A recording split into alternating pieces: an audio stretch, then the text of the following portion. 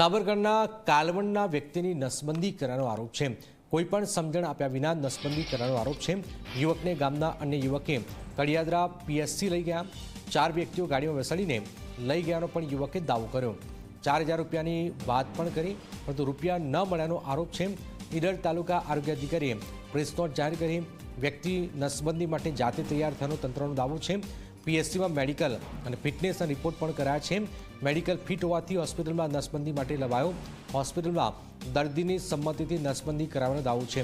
Hospital તરફથી દર્દીને 1000 ચૂકવવાનો તંત્રએ પણ દાવો કર્યો છે। રિસિપ્ટ અને સંમતિપત્ર આપ્યાનો પણ તંત્રએ દાવો કર્યો છે। સોશિયલ મીડિયામાં આવેલા અહેવાલ છે તથ્યથી વેગળા હોવાનો આરોગ્ય વિભાગે દાવો કર્યો છે।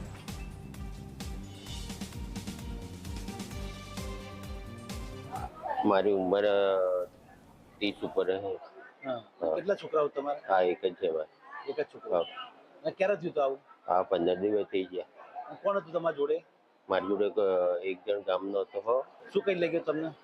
મારે કરાવી નાખ્યું ને 4000 રૂપિયા મળે ને 8-9 કલાકમાં કરી નાખીને હેડ એમ કોઈને ગામમાં કહેવાનું નહીં।